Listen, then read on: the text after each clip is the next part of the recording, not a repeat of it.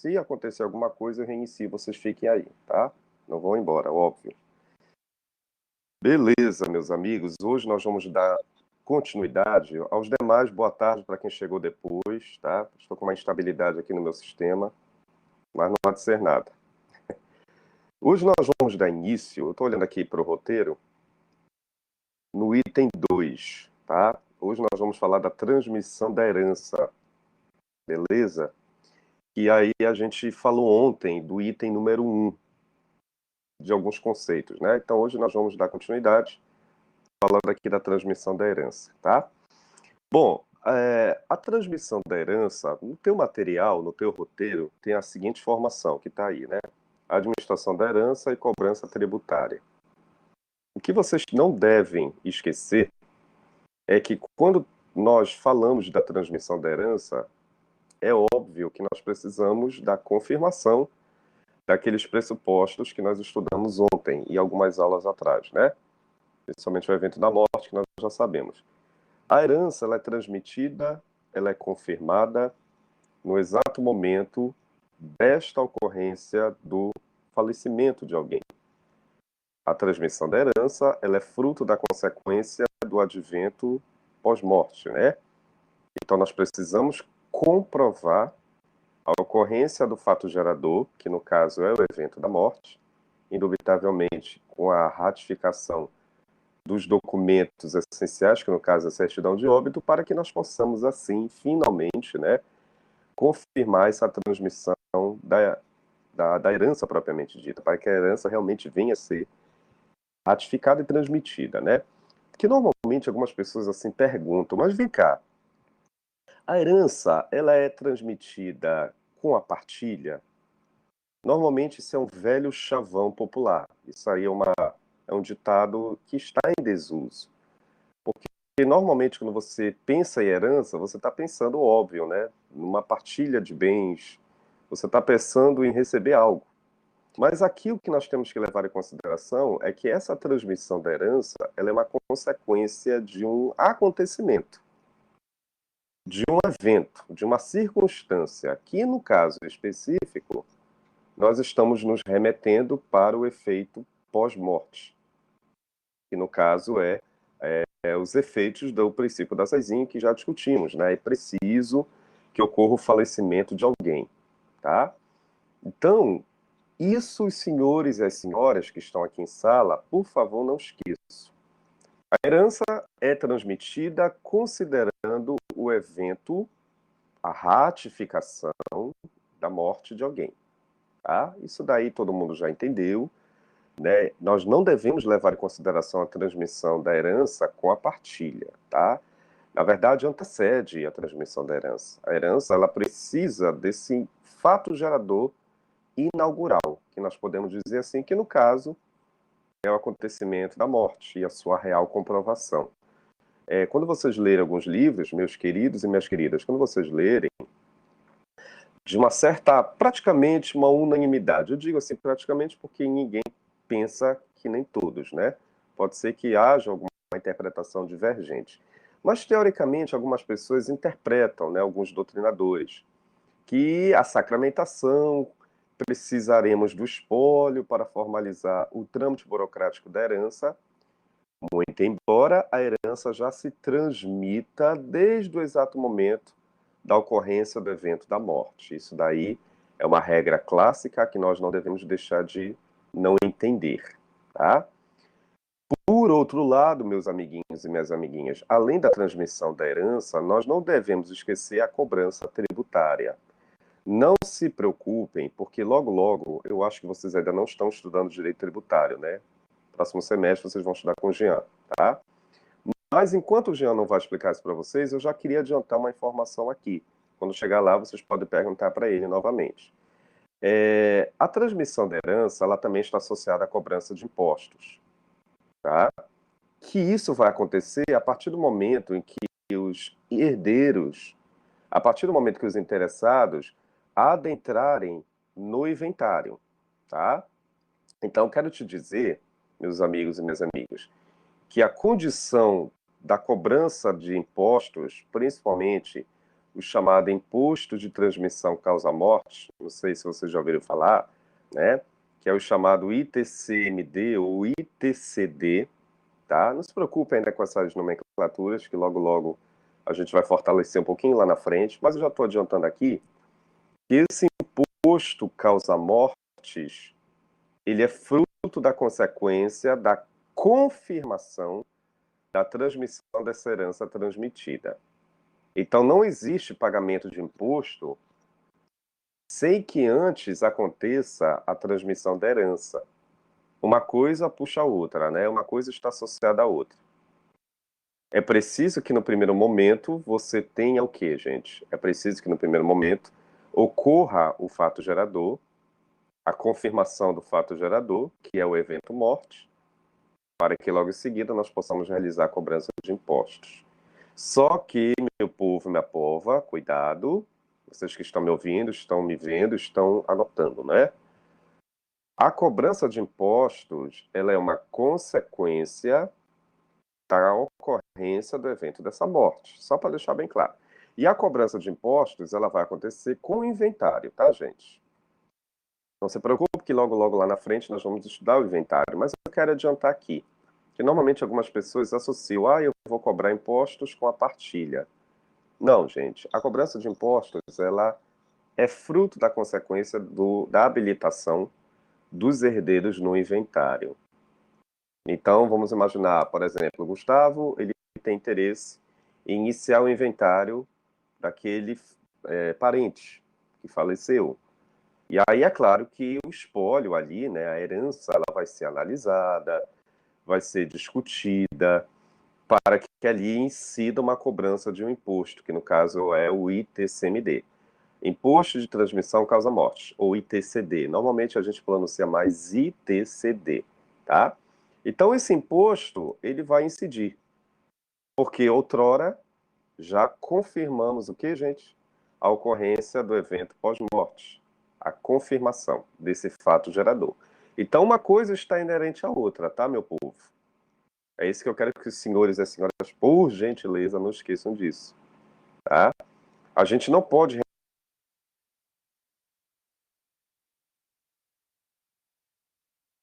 Professor, travou no a gente não pode.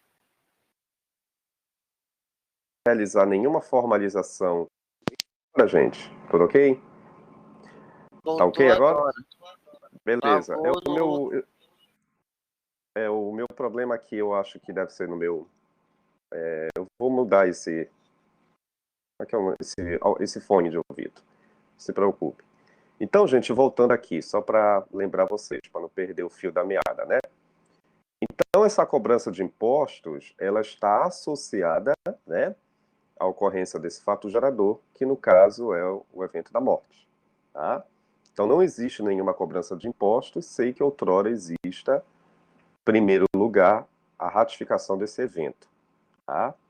Então, eu preciso me habilitar no inventário e aí sim, indubitavelmente, vai ser formalizado a cobrança propriamente dita, que é um imposto de natureza estadual, a competência do fisco estatal. Tá? É só para deixar bem claro para vocês que é o ente público competente, que é o Estado, né, que vai formalizar a cobrança, tá bom? Então, resumindo, para quem chegou agora, eu peço desculpa, né, porque eu estou com um probleminha aqui nesse meu fone, mas eu vou consertar ele, não se preocupem. O que que o senhor está falando, professor? Eu estou falando do item número 2, só para recapitular, né, para vocês não deixarem de não entender. A minha preocupação é vocês, né? Essa transmissão da herança, gente, duas informações que vocês, por favor, não podem esquecer desse item aí, número 2, transmissão da herança, tá?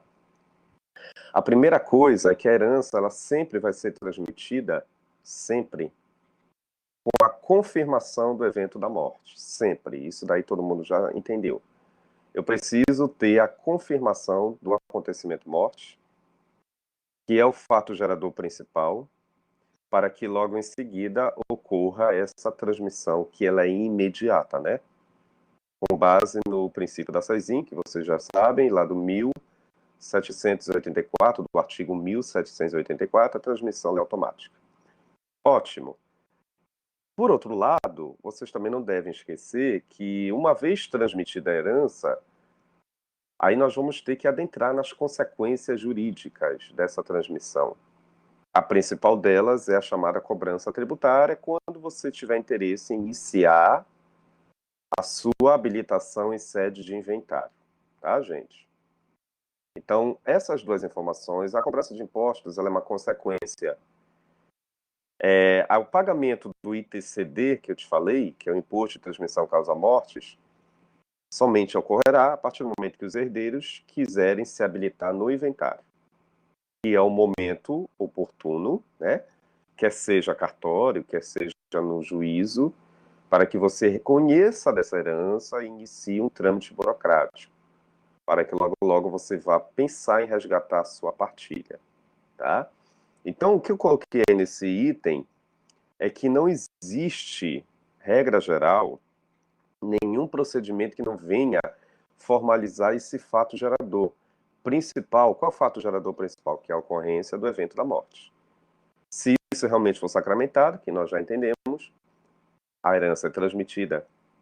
Aí vem os efeitos da saisinha, né?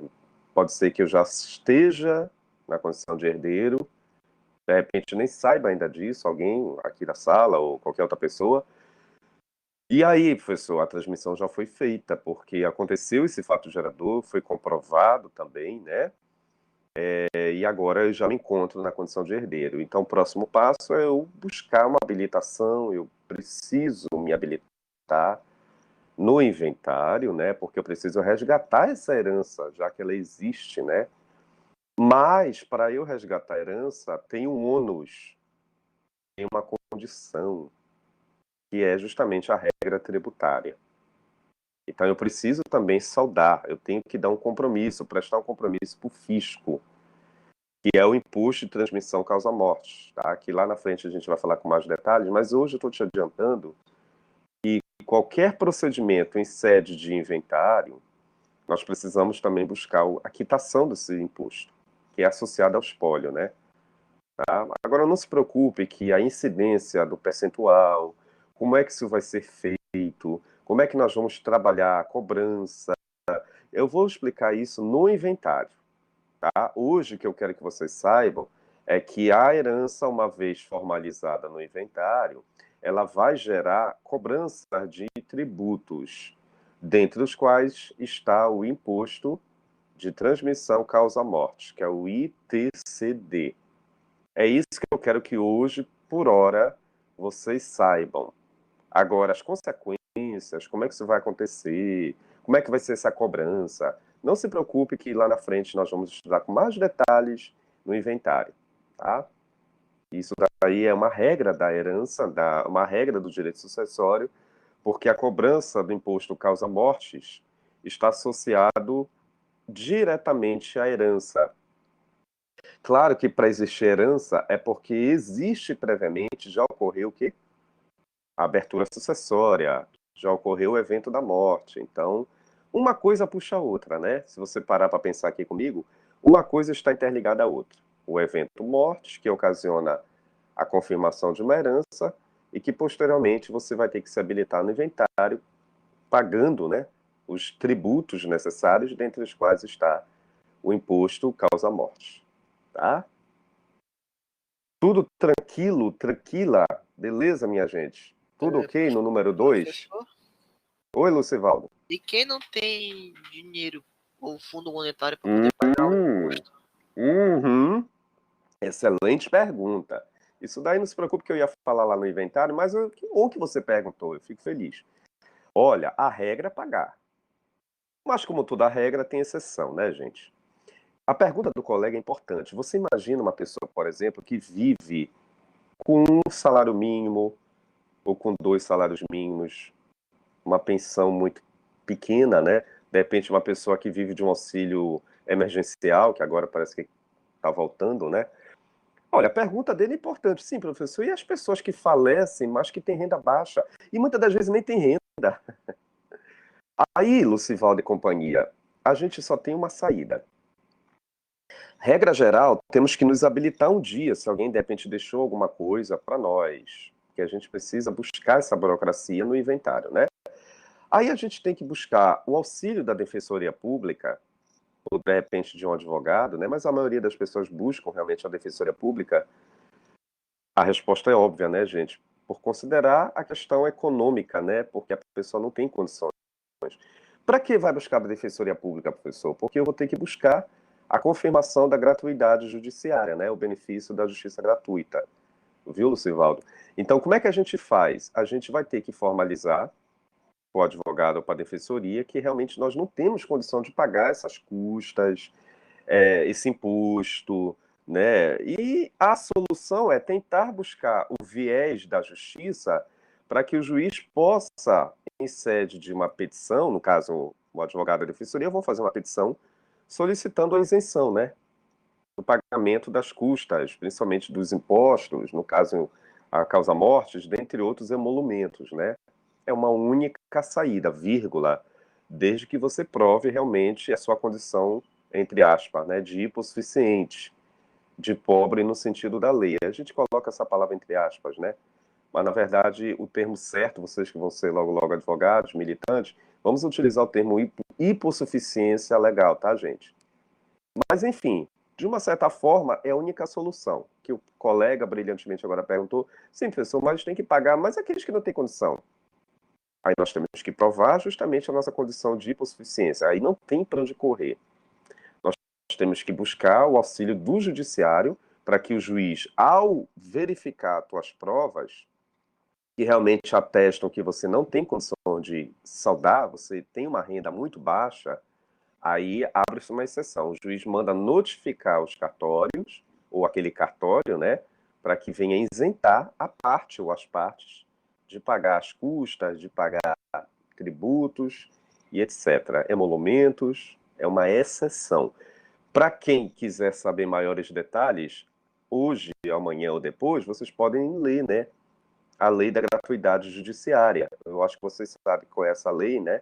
10.060/50. Ela já tem um certo tempinho, mas ela ainda está em vigente, tá? Ela ainda é confirmada, ela ainda é ratificada, tá? Está em cumprimento legal. Aí, essa lei, ela é bem clássica, que ela informa justamente isso. Oi, Lucivaldo.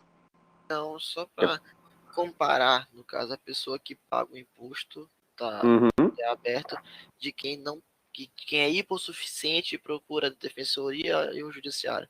A celeridade é muito mais rápida para quem paga diretamente o imposto ou os dois vão decorrer em um tempo similar, prazo similar? Ex exatamente, né? Porque normalmente o que que acontece? Em alguns casos você até inaugurou via administrativa. Você inaugurou via cartorária, porque logo logo você vai estudar comigo, vocês também os demais, é que o inventário administrativo, teoricamente, quando não existe litígio, confusão, e aí você inicia. Só que vai chegar um determinado momento que vai o fisco estatal realizar as cobranças, né? E aí, paralelamente, o que que acontece? O cartório, ele está fazendo a parte dele de te cobrar, juntamente com a Secretaria do Estado, né? A Secretaria da Fazenda Pública, os órgãos envolvidos. Mas vai chegar um momento que você realmente não tem condições, né? E, na verdade, aí você vai ter que já buscar o auxílio da justiça. Então, paralelamente, a pergunta interessante também, você vai ter que buscar o auxílio da justiça, peticionar, informando a sua condição de hipossuficiência, juntando os meios probatórios, para que o juiz autorize o cartório a te isentar. Então, o que que acontece? Muitas das vezes, a justiça, ela solicita que o cartório profira uma suspensão dos atos, entendeu, Lucivaldo? Então, pode acontecer que em um determinado momento haverá uma suspensão de todo esse procedimento, enquanto que o juiz está analisando a tua condição de hipossuficiência. A partir do momento que for ratificado, aí sim o despacho, né, ou a decisão interlocutória do magistrado é automática. Ele solicita que o cartório dê continuidade ao inventário, agora com base justamente na ratificação da gratuidade, né? Então isso pode acontecer em dois momentos. Ou você já pode iniciar já perante o judiciário, ou você pode dar início no seu cartório, mas vai chegar um momento que você vai se socorrer ao judiciário. Teoricamente, eu aconselho os clientes, os meus clientes, vamos utilizar como exemplo, eu aconselho já a buscar o auxílio da justiça, porque aí você já vai ter uma comprovação para que depois você se habilite no cartório. O próprio cartório ele vai ser oficiado pelo judiciário, tá? Mas pode acontecer que não, você já possa iniciar via cartório, juntando os documentos, mas aí você vai ter que buscar auxílio do judiciário para que a justiça também autorize o cartório a não te cobrar. Não é o cartório, né? Todo o trâmite burocrático. O cartório em auxílio com os outros órgãos, principalmente a Cefa, né? A Secretaria da Fazenda Estadual, que é a responsável em formalizar a cobrança do imposto. Mas esses órgãos, eles vão ser notificados, eles vão estar cientes com base na decisão do juiz. Eles vão ter que, obviamente, cumprir aquilo que a justiça vier determinar, viu, Lucivaldo? Então, são esses dois momentos, né? Você já pode buscar o auxílio do judiciário, ou, de repente, você já inicia a via administrativa e daqui a pouco você vai ter que buscar a justiça.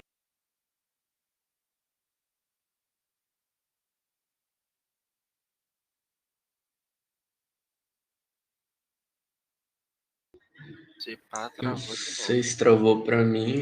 Tá todo mundo. Acho que caiu. Eu acho que ele caiu mesmo. Acontece.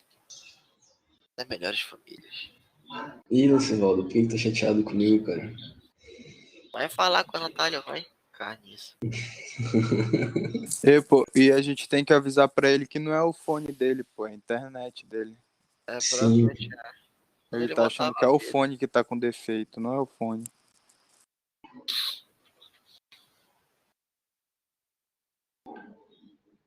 acho que ele tá voltando aí.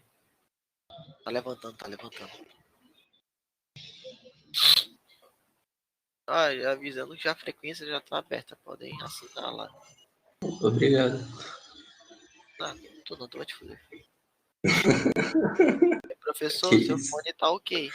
É a internet que tá com dificuldade.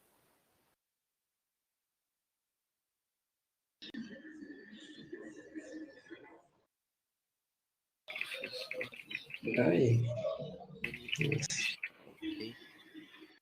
Dias 3 e 4 do 3 tá aqui. Desgraça. E qual foi? Não foi registrada a minha presença de ontem? Está me ouvindo?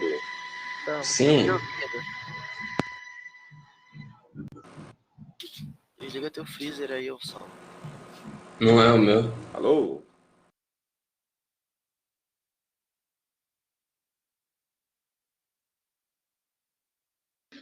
Oi, professor, estamos lhe ouvindo. Gente, eu vou reiniciar aqui o sistema, que ele está com um probleminha esse meu fone. Ele está atrapalhando aqui. Vocês me esperem aqui na sala, tá?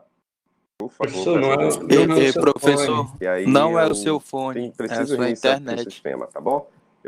Conforme for, a gente posterga mais Acho que 10 não minutos, ouviu. 15 minutos de aula, tá? Por Escreve aí. favor, Seu eu fone tá peço ok, que professor. vocês não saiam de sala, tá bom? Vamos respeitar aqui o meu probleminha. Realmente está com problema aqui o meu sistema hoje, eu não sei por quê.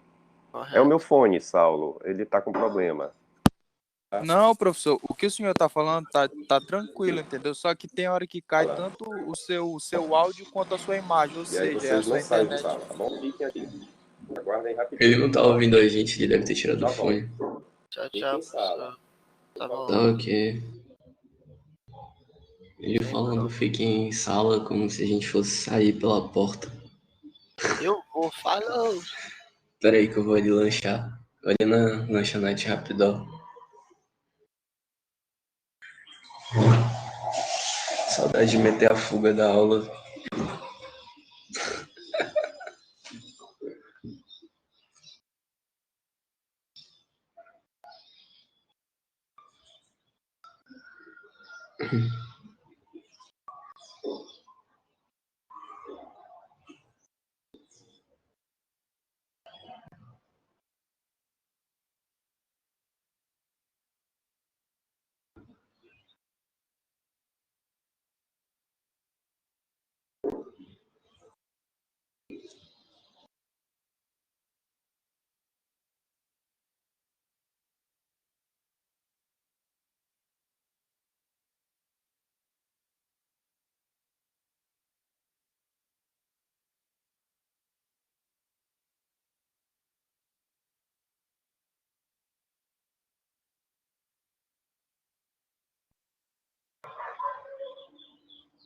Pô, miado ficar esse silêncio aí, galera. Bora bater papo enquanto o professor não vem. Mó tédio.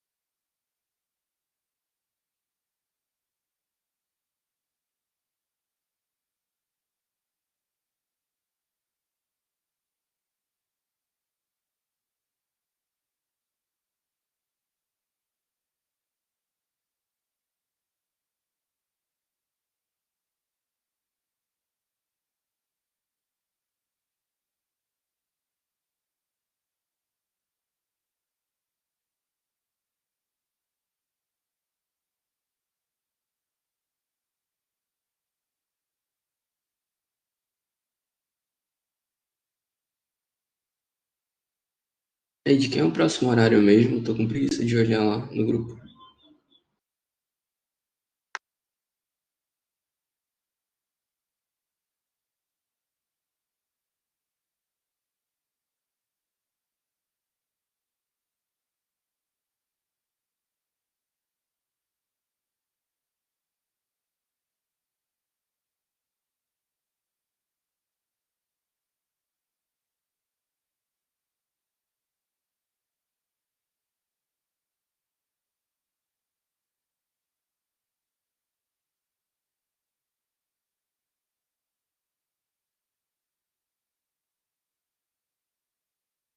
Alô? Voltei. Oi, professor, estamos lhe ouvindo. Beleza.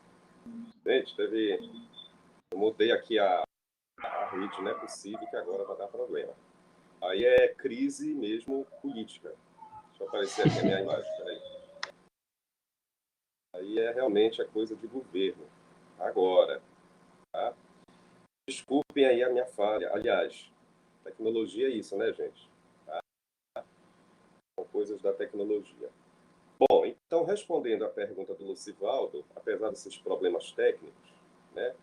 Então, só confirmando o que o colega perguntou, não se esqueçam, se de repente houver a necessidade das partes solicitarem a gratuidade judiciária, é uma alternativa, né, para que você solicite perante a justiça, e aí o juiz, ao analisar as provas, né, que realmente confirmam que, por exemplo, fulano não tem condições de saldar, de quitar esses impostos, principalmente o ITCD, né, indubitavelmente o juiz ele vai dar um despacho, uma decisão interlocutória, né, para que notifique o cartório para te isentar do pagamento desse imposto, desde que você confirme com as provas, né? Normalmente, principalmente a questão da faixa salarial. Normalmente, de 1 a 2 salários, é possível a pessoa que receba algum benefício, principalmente agora nesse momento de pandemia, né? O auxílio emergencial, dentre outros benefícios. E aí há uma alternativa para que você busque o auxílio da justiça, com a defensoria pública, principalmente, né? Caso você não tenha condição de pagar o advogado particular, e aí você vai buscar esse auxílio da justiça para que reconheça a sua condição de, entre aspas, pobre no sentido da lei. Foi o que o colega me perguntou. E o colega me perguntou também em que momento, né, eu posso buscar. Você pode dar início a essa tramitação de imediato ou dar início à via administrativa e no decorrer do processo administrativo você pode buscar o auxílio da justiça e momentaneamente haverá uma suspensão dos atos administrativos enquanto a justiça não se posicionar. Por isso que normalmente alguns inventários são demorados, né? Porque pode ser que no meio do campo, podemos dizer assim, durante o andamento, haja a necessidade de você buscar esse reconhecimento da gratuidade. é uma alternativa, tá? Para que você busque e aí sim venha formalizar perante a via administrativa a isenção do pagamento dos impostos. Tá? Certo, Lucivaldo? Cadê o Lucivaldo? Ainda está em sala? Certo, Lucivaldo? Eu respondi a sua pergunta, tá? Apesar desses contratempos tecnológicos, tá? Os demais, deu para entender, gente, o que o colega perguntou, deu para entender o que eu respondi, tá? E aí, qualquer dúvida, por favor, manifestem-se aqui, apesar desses nossos contratempos, tá? O que mais, professor? Vamos dar continuidade aqui no meu roteiro eletrônico. Gente, está dando para ouvir mesmo? Está tudo ok? Meninos e meninas se manifestam. Vocês são meus Tá guias. tudo ok. Tudo ok, né? professor, tô ouvindo. Beleza, tá ok. É porque realmente eu tive que trocar aqui a rede para a rede. Nem sei, eu mudei o cabo aqui. Acho que agora deu jeito. Letra, assim, número 3, regra da responsabilidade civil. Ah, eu gosto dessa parte. Por que o senhor gosta? Vou explicar por quê. Olha lá, gente. Eu vou tomar um exemplo clássico aqui. Eu vou pegar alguém como exemplo. Deixa eu pegar aqui a sala, tem alguns alunos. Deixa eu ver. Eu vou tomar um exemplo como a Lourdes. A Lourdes é só um exemplo. A Lourdes me informou que ocorreu um falecimento de um ente querido. Vamos imaginar um exemplo, tá, Lourdes? A mãe da Lourdes faleceu, um exemplo.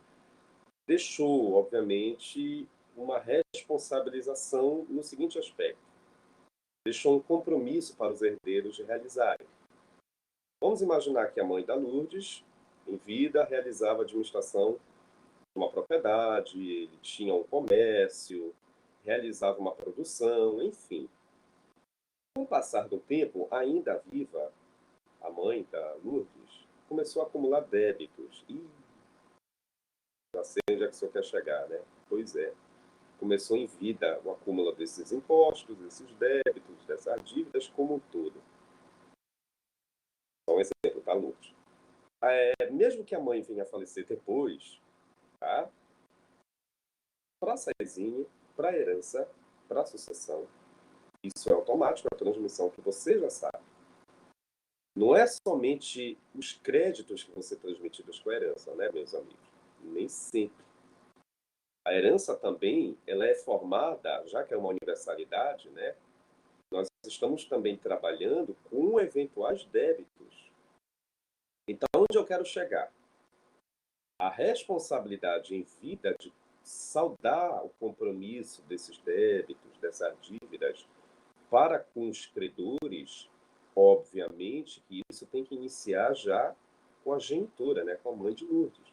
Mas se de repente acontecer esse falecimento, para a Sozinho, para a herança, essa transmissão também vai ter que ser direcionada para os herdeiros, né? E realmente isso vai acontecer. A transmissão, a herança não quer saber, ela vai ser transmitida automaticamente. Haverá uma responsabilidade agora dos senhores herdeiros, a Lourdes, por exemplo, vamos imaginar que ela seja a única herdeira, de ser convocada para saldar esses compromissos dessas dívidas para com terceiros, diga-se de passagem, credores da sua mãe. Então, essa responsabilidade, ela também deverá estar associada ao fato gerador que nós iniciamos previamente. No caso, a mãe, né? Iniciou uma produção, mas com o passar do tempo começou a acumular dívidas. Tá? Com crediário, com cartão de crédito, com bancos, seja lá que natureza for. Então, tu te lembras da aula de ontem, né? Até que a gente consiga provar o contrário, a regra da presunção relativa, a herança não quer saber, ela já foi transmitida. Agora, eu posso contestar, conforme a aula de ontem que nós explicamos? Sim, há uma alternativa nesse sentido, é perfeitamente possível.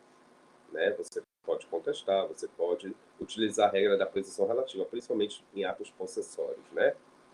Então, essa responsabilidade, ela gera uma prestação de um compromisso. É isso que eu quero que os senhores e as senhoras não esqueçam, que estão aqui em sala. A responsabilização é dos herdeiros de prestar um compromisso de saldar eventuais débitos. Se houver mais de um herdeiro, professor, a responsabilidade ela é coletiva, ela é conjunta, né? Agora, se obviamente houver apenas um único, teoricamente, ele deverá suprir. Não ele, né? Mas você vai ter que estar associado ao espólio. Normalmente, muitos colegas me perguntam, Ari, você aciona logo? Sim, a gente aciona o espólio porque ele vai ter que garantir o pagamento das dívidas para com aqueles eventuais credores que assim você, né, no caso seu decujus, né, o seu falecido, assim iniciou, já em vida. Só que a herança ela foi transmitida, ela não quer saber, a herança é uma universalidade. Tudo ali será transmitido, créditos ou débitos. Tá? Agora, isso é uma situação. A situação que você está no polo passivo, né? Você está na condição de devedor. Agora, pode ser que não necessariamente, né? Você possa estar em uma outra condição de credor, né? Você, de repente, pode estar na condição de querer ser ressarcido de algo.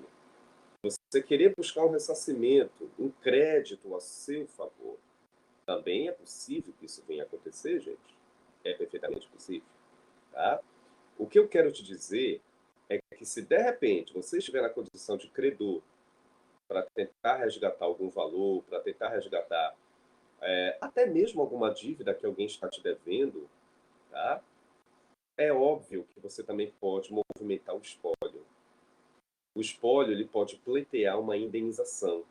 Porque, na verdade, tomando a Lourdes como exemplo, né? Quem tinha que ingressar com a ação era a mãe da Lourdes. Só que já que ela faleceu, quem é que vai se habilitar agora, professor, para tentar resgatar esse crédito, esse débito, que de repente a Isabela, por exemplo, está devendo ou iniciou essa condição de devedora já com a mãe da Lourdes? Bom, já que a mãe da Lourdes faleceu, o espólio da senhora, que é a mãe de Lourdes, vai ter que agora se habilitar para tentar resgatar esse débito que a Isabela está devendo. Tá? E se for o caso, até acumulando, né, com danos morais, né, gente? Isso é perfeitamente possível. A título indenizatório, você nem sempre vai buscar uma reparação material, mas você também pode buscar uma reparação a título de dano moral sem nenhum problema.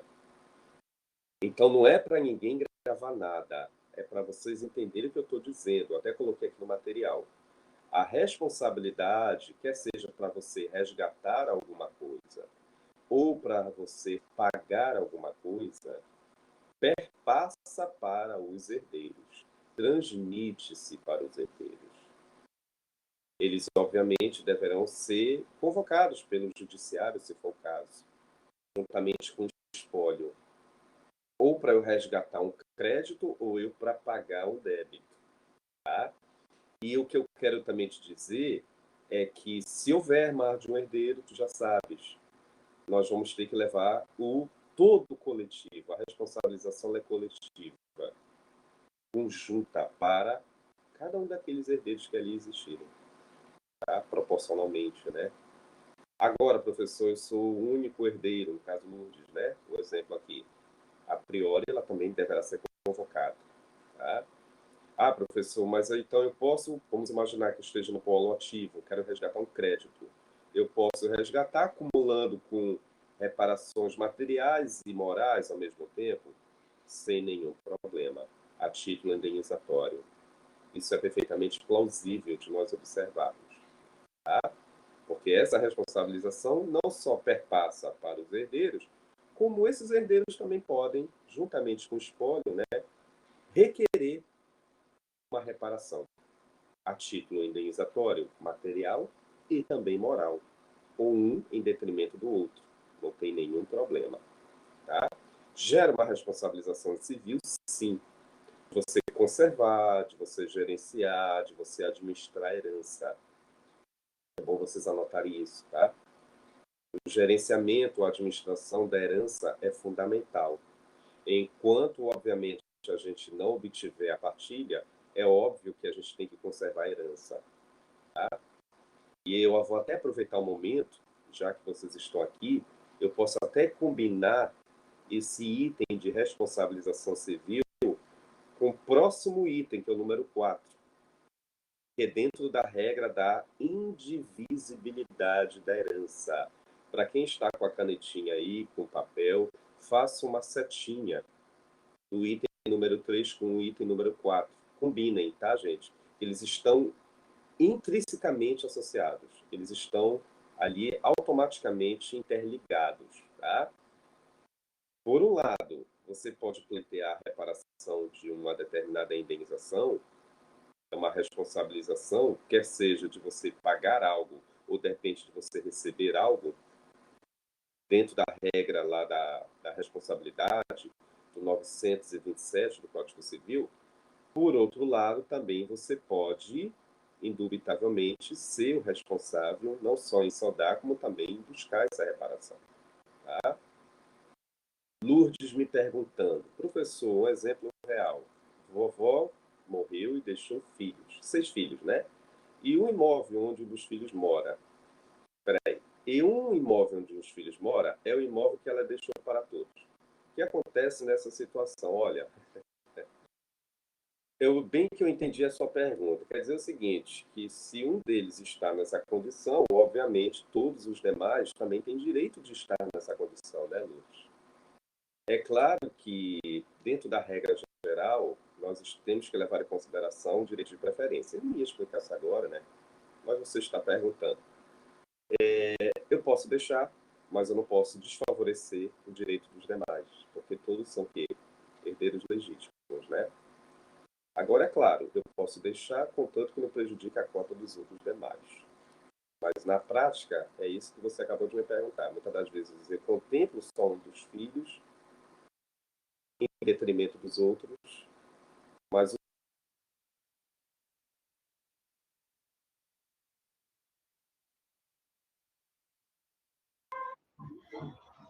Acho que travou de novo. os outros, ao saber um dia, devem... Alô? Travou? Tá me ouvindo? Agora eu tô lhe ouvindo, agora eu tô lhe ouvindo. Ah, tá. Então, Lourdes, é isso que eu quero que você... Essa pergunta é interessante porque a gente verifica muito, né? Muitas das vezes eu contemplo um dos filhos em detrimento do outros, só que os outros, ao saberem disso, eles podem buscar o auxílio do judiciário para tentar anular porque infringiu a legítima. Normalmente é 1/6 para cada, né? Então, já que você está contemplando só um, haverá uma desproporção no momento da contemplação de cotas, tá? Não te preocupa, acho que eu vou comentar isso lá na legítima. Mas você perguntou, eu não podia deixar de não te responder, tá? Certo, gente? Então, voltando para cá, a pergunta importante. A regra da responsabilidade está associada à indivisibilidade. O que é uma herança indivisível? Por favor, não esqueça. É uma herança que vai levar em consideração a sua universalidade.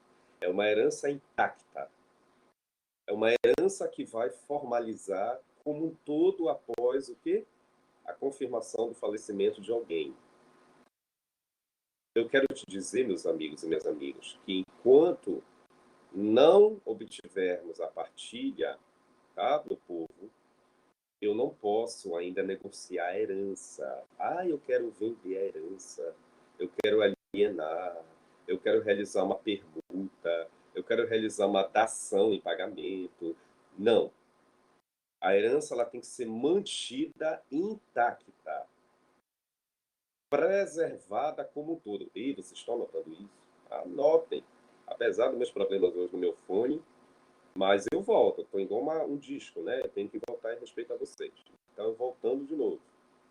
Enquanto a herança não for dividida, enquanto a herança não for formalizada em partilha, temos que preservá-la sim, né? É direito de nós conservarmos a herança, respeitando a universalidade.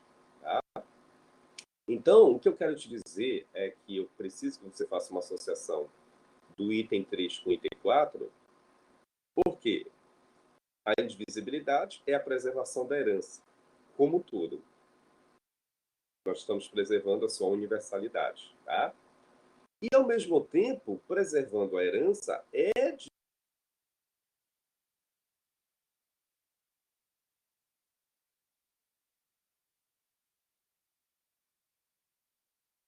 de responsabilidade. Os herdeiros vão ter esta responsabilidade de conservar. Então, uma coisa associa a outra. Se, por um lado, eu estou conservando a herança, eu tenho a responsabilidade civil de não me precipitar com nenhum tipo de atitude. Eu não posso ainda vender. Olha a pergunta da Lourdes aí. Eu não posso vender para alguém. Eu não posso contemplar um herdeiro em detrimento do outros, porque o direito que o João tem é o direito que a Lourdes tem. João, vamos imaginar que seja o irmão da Lourdes, tá? Então não pode, por exemplo, só o João querer assumir o compromisso de sozinho fazer o que ele bem entender daquela herança, porque nem sequer ainda foi ratificada a partilha. A gente verifica muito isso, gente, na prática. Olha, infelizmente, alguns herdeiros agindo de má fé, contemplando terceiros, vendendo heranças, sem a permissão de outros, sem a tomada de conhecimento de outros herdeiros. Gente, isso aí é um problema sério. Por isso que nós temos muitos processos no judiciário, porque você fez um vício do negócio jurídico, você cometeu um ato inoficioso, né? Ou seja, um ato permeado de um vício, uma fraude, né? Um dolo, tá? Aqueles vícios do negócio jurídico que vocês já estudaram. Então, onde o senhor quer chegar? É por isso que eu quero que vocês façam uma associação aí no material de vocês, uma setinha, unindo o item terceiro ao item 4. A indivisibilidade é a regra da herança preservada como um todo. Enquanto existir herança, eu não posso me precipitar, não posso vendê-la, não posso realizar nenhum ato que vá de encontro a essa preservação da herança como um todo. Somente deverei realizar atos de alienações, aquilo que eu comentei anteriormente, de permutas, etc., depois que a herança deixar de existir, né, gente? Tá? Perguntas. Mas não teria alguma forma de resguardar o imóvel desse filho dos demais? É sim. A única maneira de muitas das vezes você resguardar é você já em vida cambar ou para uma antecipação de herança em sede de doação, viu, Marcos? A pergunta é importante, tá? Desde que os outros herdeiros tomem ciência disso, porque a antecipação de herança é uma doação, mas eu preciso também da ratificação, tá? Resguardando. Testamento, né? O testamento também é uma outra alternativa, muito embora não seja muito utilizado no cotidiano, mas é muito importante. Licença, professor, eu tenho uma dúvida. Oi, Lucas, fale.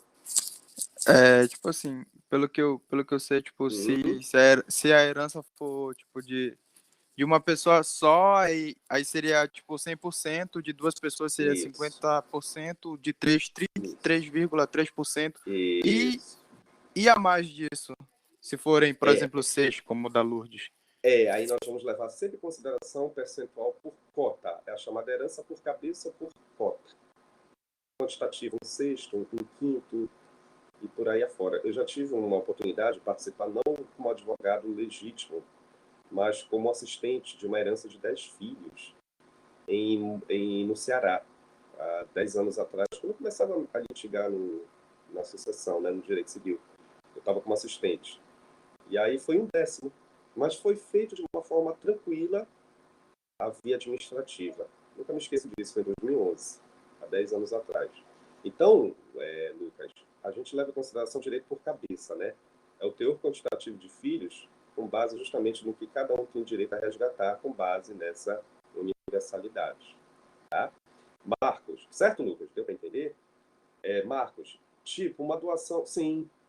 É possível, Marcos. A gente pode formalizar isso em sede já de doação, sem problema nenhum, em sede de testamento. Isso é muito comum, viu, Marcos? A título de testamento. Eu, inclusive, agora tenho uma cliente, recentemente, que ela formalizou o direito do usufruto para o esposo, né? E para os filhos, no caso, a testadora, né? No caso, ela formalizou isso em vida. E é claro que isso vai ter que permear enquanto existir essa galera, né? Porque o usufruto, ele é vitalício, né? Então, a gente tem que levar em consideração o direito do usufrutuário. E aí eu estou te nomeando já em testamento. Eu não, né? No caso, a testadora. Só que meus amigos, isso tem um ônus, né? Isso aí tem uma custa também. Isso seria, Marcos, seria. Eu até aconselho quem quiser utilizar futuros advogados, né, juristas, que é uma alternativa, né? O testamento público, ele é muito mais seguro, né? A gente vai comentar o testamento, não se preocupem, mas normalmente você está com base na presença do senhor tabelião, né? Então é uma garantia para todo mundo, para o advogado, faz parte, tem a fé pública, né? E aí você formaliza o direito do usufruto, o direito da administração daquele bem, é muito importante nesse caso. Mas nada te impede de fazer as outras modalidades, no caso particular. Também é uma alternativa plausível, tá? Certo, Marcos? Tranquilo? Deu para entender? Então, meu povo, não esqueça, Saulo, é possível que em vida aquele que deixou a herança proíba a venda, como é que é? É possível que em vida aquele que deixar a herança proíba a venda? Pois é. Normalmente, Saulo, é o seguinte, se você deixou uma herança, tá? Se você não se precaveio com um testamento ou com uma doação, nós vamos para a regra da legítima, nós vamos para a regra da ordem da vocação hereditária, né? Teoricamente, essa casa que você colocou como exemplo, ela vai ter que contemplar os herdeiros sobreviventes, né? Logo, logo nós vamos estudar essa galerinha aí, que eles estão dentro de uma ordem de preferência, lá do 1829, tá? Agora, para eu proibir, eu tenho que pensar duas vezes. Por quê? Porque eu vou ter que realmente verificar se não tem herdeiros necessários. Cuidado com isso, né, Saulo? E os demais. Você se lembra quem são os herdeiros necessários? Ah, professor, esqueci, eu estava vendo Big Brother. Ei, para, estuda. 1845. São os filhos, né? Os descendentes, os ascendentes e o cônjuge. Essa galera aí tem preferência de imediato. Então, eu não posso, teoricamente, proibir a herança. E nem sequer para realizar qualquer tipo de ato. De repente, até uma venda que você está colocando aí como exemplo. Tá? Agora, como toda regra tem exceção, eu posso, de repente, formalizar um testamento com uma condição de uma proibição de uma venda. É diferente, viu, Saulo? Contanto que não prejudique o direito dos outros herdeiros necessários. Então, se eu tenho uma casa e eu quero realizar um negócio jurídico futuro, eu quero vender essa casa. Ah, mas eu tenho esposa e tenho uma filha. Eu sou o dono da casa, o Ari aqui.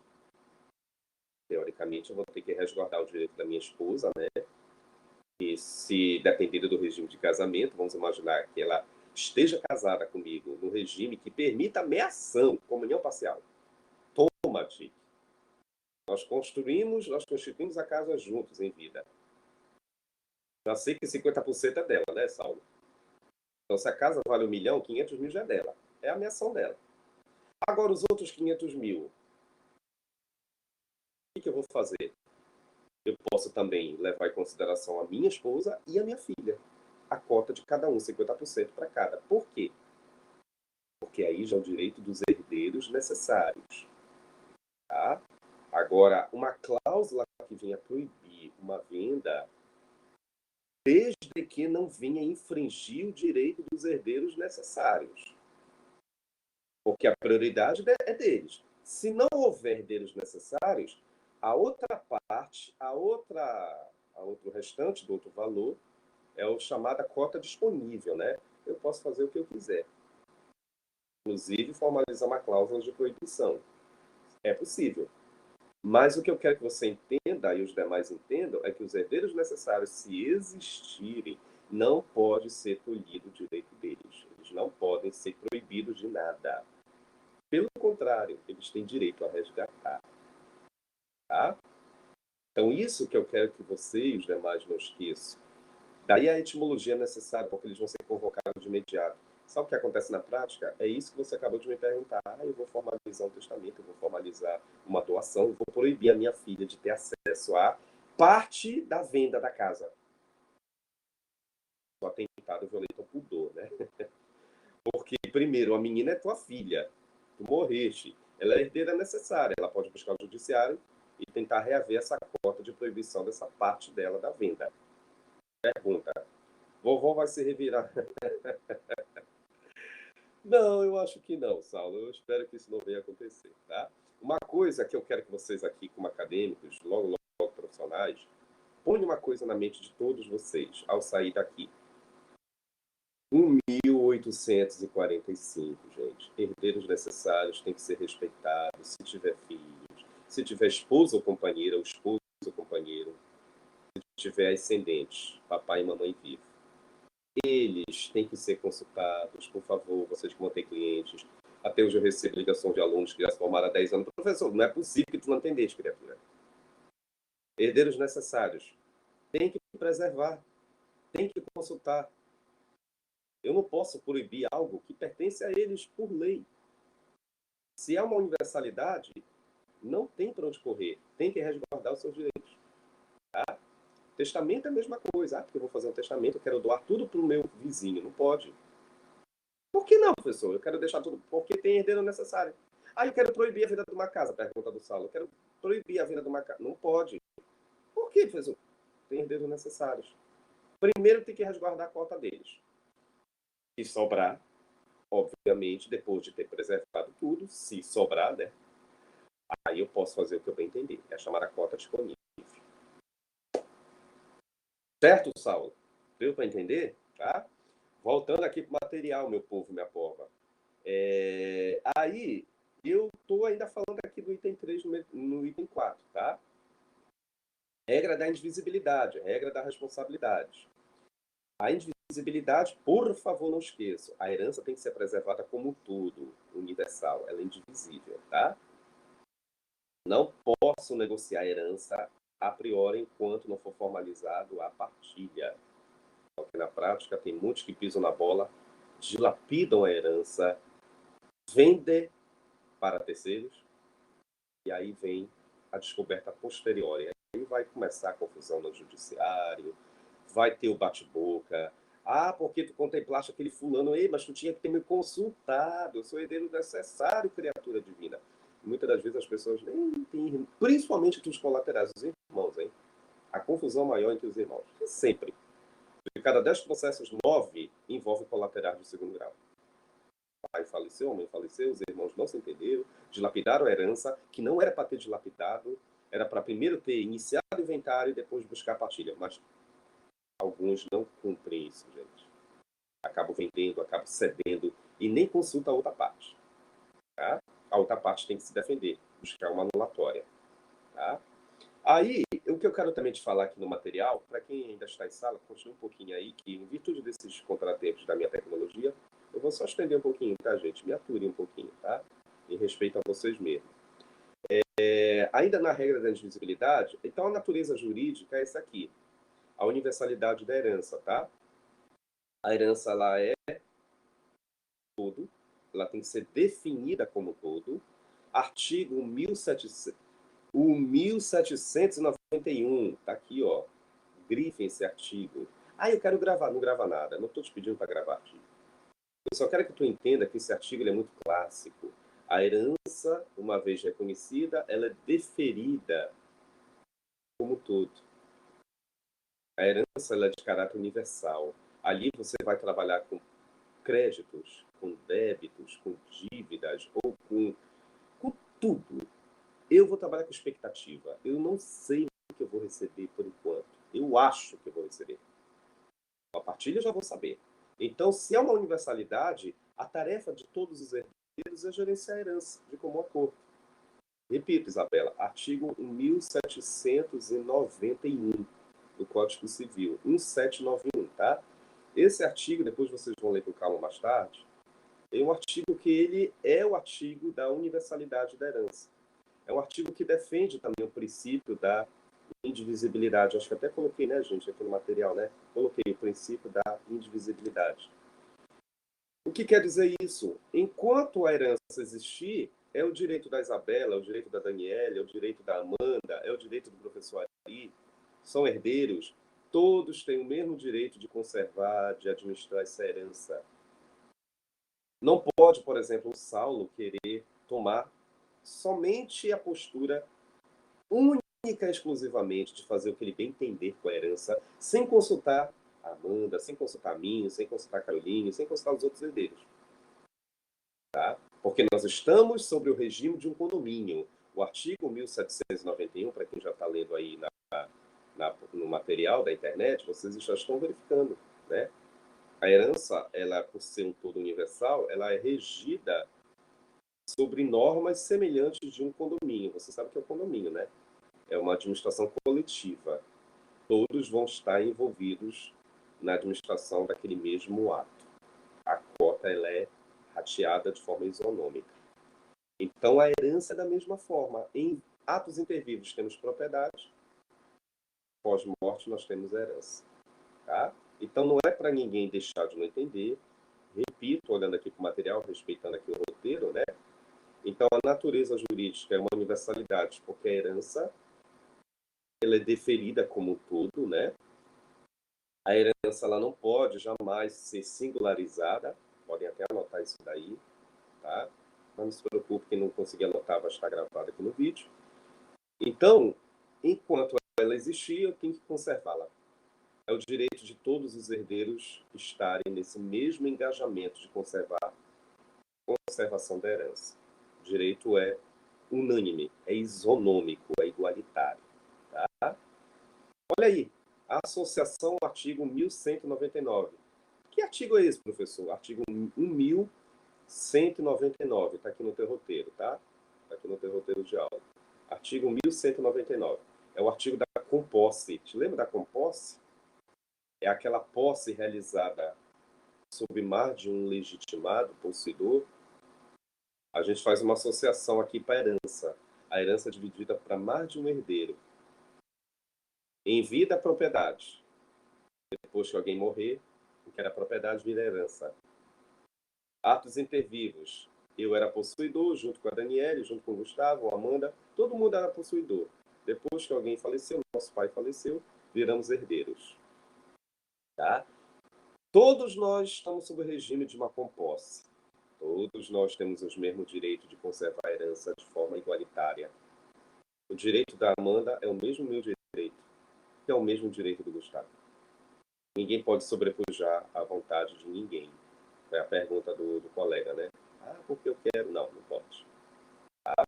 Regime de composse é uma posse dividida de forma equânime, igualitária. Os direitos são iguais. É isso que eu quero que você não esqueça. Enquanto existir herança, todos podem conservá-la de forma igualitária. Tá? E aí é o que se propõe o princípio da indivisibilidade. É esse princípio, né? Eu não posso me antecipar, eu não posso dilapidar a herança enquanto existir. Eu não posso, de repente, eu quero vender a herança para o fulano, sem consultar os outros herdeiros. Isso não pode acontecer. A herança ela pode ser negociada depois que ela deixar de existir, com a partilha. Esse estado de indivisão, tá, gente? Esse estado de universalidade, de indivisão, tem que ser conservado enquanto existir herança. Professor, quando é que vai deixar de existir herança? Já sei, com a partilha. Tá? Então, o princípio da indivisibilidade, redação do artigo 1791 e parágrafo único, tá? A herança ela tem que ser formalizada, conservada enquanto ela existir. E é o direito de todos a ser conservado, de todos os herdeiros. Não pode as vontades se sobrepujarem. Isso aí não pode acontecer. Tá? Depois que for partilhado, cada um recebe a sua cota, faz o que bem entender. Professor Amanda me fala, professor, eu quero vender minha cota. Aí o Gustavo me fala, eu quero doar minha cota. Aí a Lília me fala, professor, eu quero permutar minha cota. Cada um vai fazer o que bem entender. São 3 atos diferentes, né? Venda, permuta e doação. Não existe mais herança. Enquanto existir, temos que conservá-la, gerenciar de comum acordo. Tá?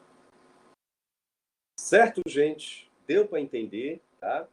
Hoje, já que já são 4h25, aqui no meu 4h23, né?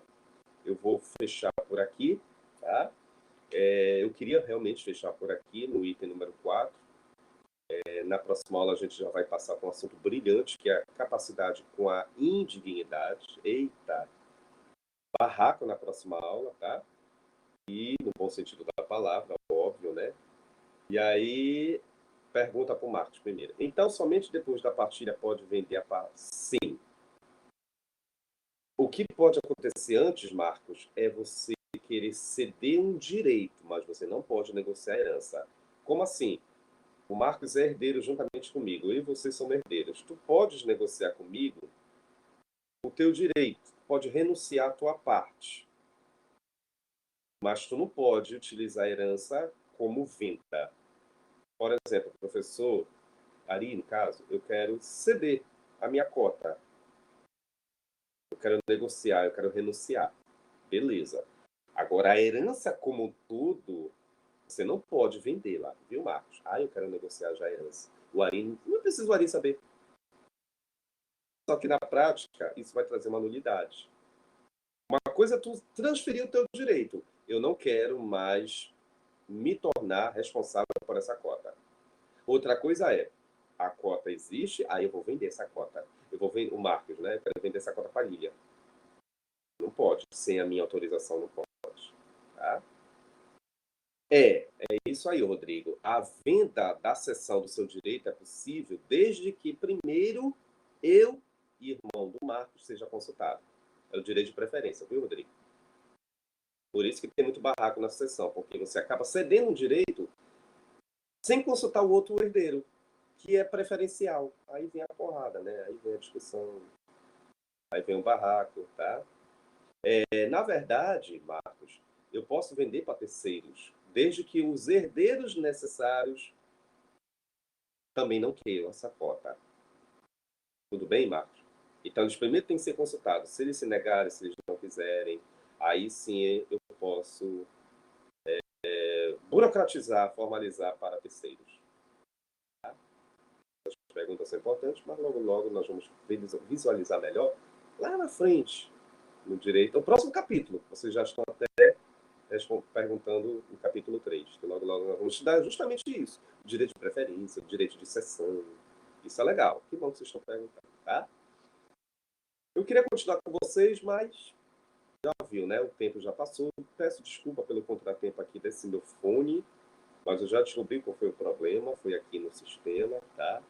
A gente imputou uma responsabilização por fone, mas eu já descobri o erro. Foi ali na minha internet, tá? Mas não se preocupe que não vai ter mais esses contratos. Se tiver, a gente corrige de novo.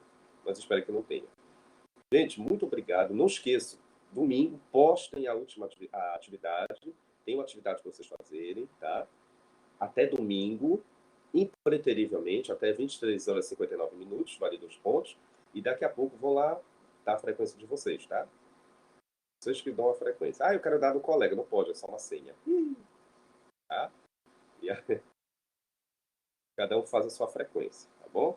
E aí, na quarta-feira, a gente se vê, como diz o Chaves, nesse mesmo canal. Amanhã eu vou postar o vídeo de